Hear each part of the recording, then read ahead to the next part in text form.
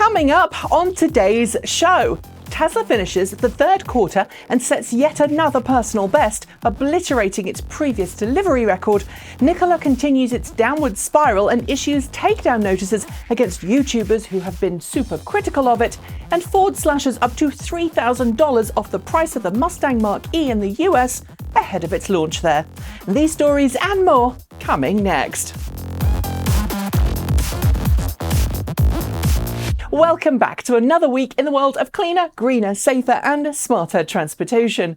This week has been quite a crazy one, so grab your favourite beverage, put on something comfy and join me as we blitz through a total of 30 news stories. This show is sponsored by the Electric Auto Association. Join them and help the switch from fossil fuels to electric today by going to electricauto.org. The end of the third quarter happened this week, and as a consequence, Tesla dutifully shared its quarterly estimates for vehicle production and deliveries. These estimates, which I should remind you aren't official figures and could change by about 0.5% when Tesla's finished its official bookkeeping for the quarter, show that Tesla made a total of 145,036 vehicles. It delivered 139,300. That delivery figure is far more than the 90,000 vehicles it delivered last quarter, and a 43% year-on-year improvement on the 97,000 cars it delivered in Q3 last year. As you might expect, Model 3 and Model Y took the lion's share of both production and deliveries at 88 and 89% of those figures respectively. Expect official quarterly figures later this month or early next. Volvo has officially begun series production of its first fully electric car, the Volvo XC40 Recharge. Built on Volvo's compact modular architecture, or CMA for short, the Volvo XC40 Recharge shares the same underpinnings as the Polestar 2 electric car, from its 300-ish kilowatt all-wheel drive powertrain to its 150 kilowatt DC quick charge capability and 78 kilowatt-hour battery pack. While few people have driven the XC40 Recharge outside of Europe, initial reports are very promising, despite the XC40 Recharge being a hefty 456 pounds, 207 kilos, heavier than the Tesla Model Y long range. Range is expected to sit at around 208 miles, 335 kilometres on the EPA test cycle. Deliveries begin in the next few months. The never-ending telenovela that is Nikola Corporation took a new series of turns this week. After leaving the company last week, founder Trevor Milton was hit with a series of sexual abuse allegations. And then Nikola announced it was cancelling its Nikola Badger reveal event due to COVID-19. These two things alone have put the Nikola-GM relationship in very rocky waters, with GM quickly condemning any type of assault in an official statement.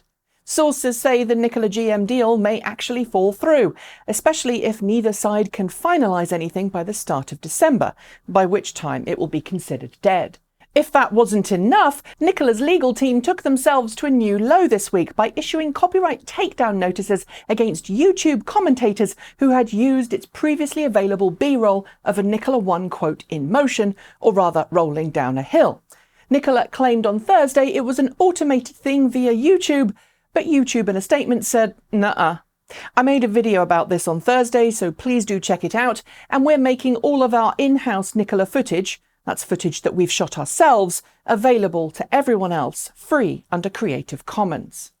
The ongoing competition to see who'll get the fastest electric car wrap at the WeatherTech Raceway Laguna Seca continued this week, with Lucid posting video of a new fastest time, 1 minute and 31.3 seconds. That's fastest for Lucid, because the time, which was secured by a development version of the tri-motor Lucid Air, puts the newcomer just 1 second behind the time set last week by a prototype Tesla Model S Plaid. While the Plaid Model S is still faster, it was set by a professional driver behind the wheel and a bucket seat replacing Tesla's usual interior.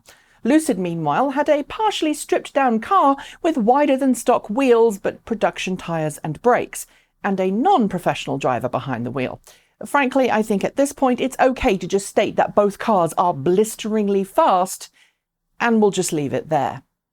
As I'm sure you all know, Ford has been working hard on readying its new F-150 for production, with a planned F-150 plug-in hybrid and all-electric F-150 due to join its gasoline sibling in the next year. This week, however, recently granted patents surfaced online that suggest that Ford may be working on something rather clever for the all-electric F-150, a truck that we have confirmed will have a massive frunk and be the best-performing F-150 ever. What is this clever thing? A removable range extender in the shape of a truck bed toolbox that could be added or removed as required.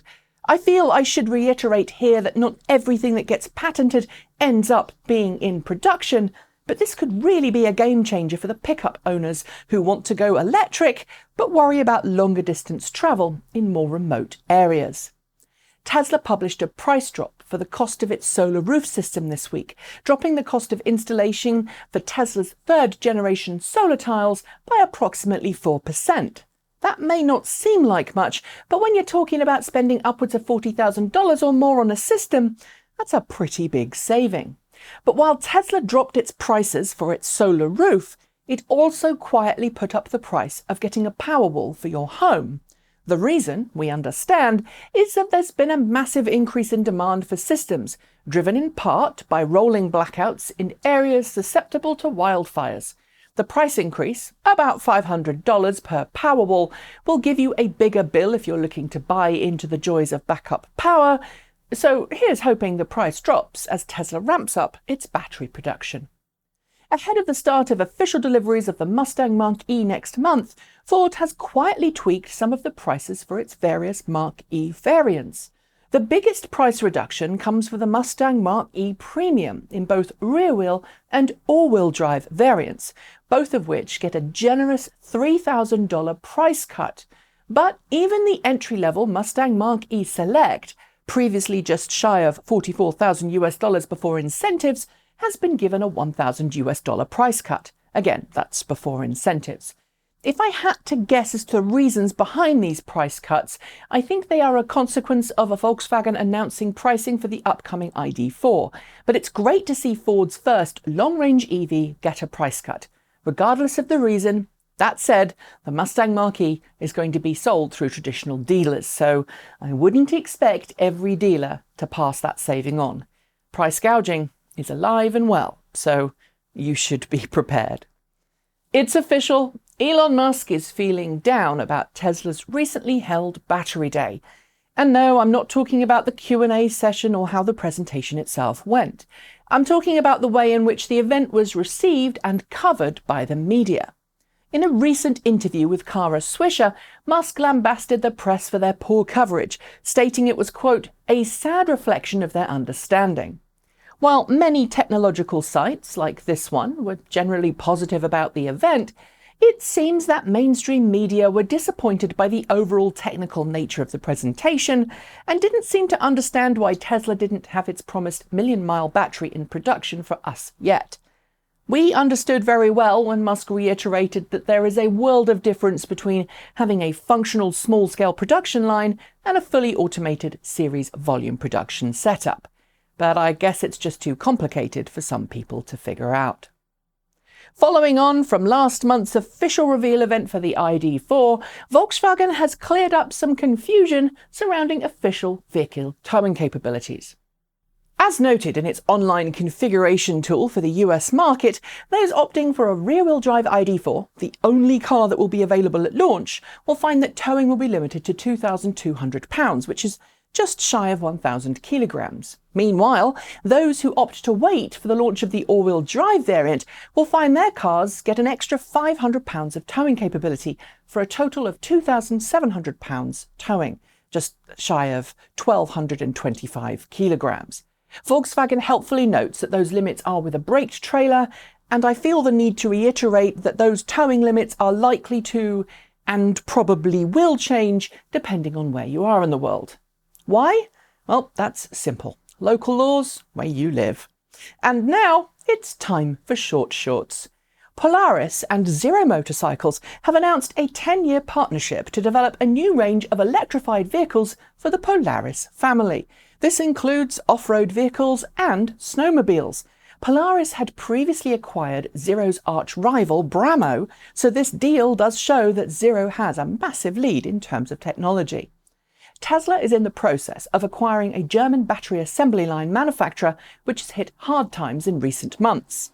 The firm, ATW, which supplies both BMW and Mercedes, is located 1 hour away from Tesla's own Grohmann engineering facility. The state of California has officially started its Clean Mobility Operations Voucher pilot program, which is designed to help bring electric vehicles into communities that have traditionally been unable to switch to electric. Funds can be used for a variety of different electric transit community projects. Norway has long been a leader in electric vehicle adoption, but last month it hit a new milestone. 60% of all new registered cars were 100% electric. This time last year, that figure was 40%, and it shows no signs of slowing down. Tesla has pushed a new software update to customers' cars this week that's made it possible for Autopilot to pass through intersections without intervention from the driver if the lights are green. It's another step towards full self-driving, but we're not quite there yet. As professional and amateur runners prepare for this weekend's delayed London Marathon, Nissan is readying its fleet of Nissan ENV200s and Nissan Leafs to assist in the world-famous event. It continues a tradition of e-support marathon vehicles that go back to BMW in the 1970s. Lightning Systems in California has announced that its fully electric Class 3 through Class 5 electric buses are now available through California's Association for Coordinated Transportation Cooperative Purchasing Contract. It will help lower the cost of going electric for community transport programs. As we head ever closer to winter in the Northern Hemisphere, Tesla has begun to turn on the built-in charge port door heating mechanism for certain Tesla Model 3 and Tesla Model Y cars. Exactly which cars are getting the heating switched on does still remain something of a mystery. Leaked dealer training documentation suggests that Volkswagen isn't going after the Model Y or the Ford Mustang Mach E with its sales plan for the ID.4. Rather, it's going after the Toyota RAV4 and Honda CR-V. It reiterates the idea that Volkswagen is keen to help switch people to electric from fossil fuels. A new report from Euro NCAP into automated driver assistance systems has been heavily critical of Tesla, not for autopilot operation, which was considered good, but for the way in which it doesn't truly check for driver attentiveness, which Euro NCAP warns could lead to overcompetency of the part of the driver. Chinese firm Lynk Co have announced the European introduction of its 0-1 hybrid and 0-1 plug-in hybrid crossover. The 0-1 plug-in hybrid has a range of about 43 miles, 69 kilometers per charge. GM's autonomous vehicle arm Cruise has begun testing the GM Ultium battery system in its Origin autonomous electric vehicle, or AEV. The first vehicle to benefit from the new modular battery system, Cruise Origins, are due to enter into series production very soon. Walmart Canada has officially placed an order for 130 Tesla semis. It's all part of Walmart's plan to move its entire fleet and its entire operations to net zero emission by 2040. That's slower than some countries' pledges, but hey, it is a start. Buick, in collaboration with its Chinese manufacturing partner SAIC, has unveiled a new concept car in the form of the Buick Electra concept. It's said to preview a new electric model for the Chinese market, so it is unlikely to ever go on sale outside of the PRC. Oil and gas giant Shell has announced a 9,000-person job cut as a consequence of failing demand for oil and gas. The drop in demand is related to the impact of coronavirus on the world's economies, as well as more people working from home and thus commuting less. The SEC has filed charges against BMW for, quote, inaccurate and misleading sales information issued to bond investors between 2015 and 2019. The SEC is issuing BMW and its associated companies with an $18 million fine. The spectre of Tesla suspension problems raised its ugly head again this week when a Swiss owner reported that his Model S 90D suffered a broken suspension on the German Autobahn. It had less than 80,000 kilometers on the clock, and Tesla refused the warranty claim. Renault has teased a new electric SUV, which it says will be revealed this month. That reveal will be part of the company's 9-day-long eWays Digital E-Conference. We literally know nothing about this car, but when we do know more, we will of course share. After more than a decade of production, the Mitsubishi I-Miev is finally being retired. While sales of the egg-shaped EV ended in North America and Europe some time ago, it had remained on sale in other markets. A total of 30,000 I-Mievs have been made globally. And those are your shorts. There will be more next week. We recently told you on this channel about California's newly signed bill banning the sale of new internal combustion engine vehicles beyond 2035. Well, as you might expect, the US EPA and the guy currently in charge, former fossil fuel lobbyist Andrew Wheeler, has had some strong things to say about it. In a strongly worded letter sent to California's Governor Gavin Newsom this week and obtained by Reuters, Wheeler said the plan, quote, raises serious questions regarding its legality and practicality, and then went on to imply that California's current rolling blackouts, which I should note have more to do with safety in a region plagued by wildfires and a recent gas power plant going offline than grid capacity, would get worse if the state went to 100% electric for its transportation. Methinks he protests too much. And finally, ever since the devastating tsunami and earthquake that hit Japan in 2011, Nissan has been fully behind the idea of using electric vehicles as a backup power supply system in an emergency, be it through vehicle-to-grid or vehicle-to-home systems, or just through dedicated emergency response vehicles fitted with extra hardware. A few years ago, it debuted an ENV200 fitted with emergency power takeoff. And now it's done the same with a Nissan Leaf in the UK. Called the Re Leaf, this Nissan Leaf concept has been given a suspension lift, wider track and chunky off-road tyres, as well as an onboard power inverter that powers the external 16-amp 240-volt Commando power socket on the vehicle's front wing. Meanwhile, the rest of the vehicle has been converted into storage and a remote command centre, complete with built-in computers and rescue equipment. It's cute, but honestly, I just want car companies to start putting power takeoffs into their electric vehicles as standard. I know some do, why not all? And on that note, we are done for today. But before I go, I would like to thank the Electric Auto Association for sponsoring today's show.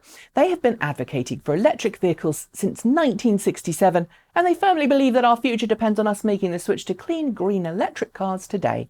You can find out how to join, how to become a local EV educator, where to attend local monthly meetups, or find other people to talk about making your own switch to electric with by going to electricauto.org. I would love it if you would like, comment and subscribe to this channel if you haven't yet, and if you do feel able, please consider supporting us using the links below. If you already do, you know you have my deepest gratitude. And if you are unable to support us at this time, just know that interacting with us on social media and YouTube really does help get the word out. After a short hiatus, we do now have a new swag store up and running with Redbubble, and we've launched some Halloween-themed EV t-shirts and goodies, so please go and check them out by following the link below. If you order them this week, you should get them in time for Halloween. I'll be back next week, but in the meantime, please keep yourself and your loved ones safe, continue to wear a mask, make sure you're registered to vote in the US, and I'll see you very soon. Keep evolving!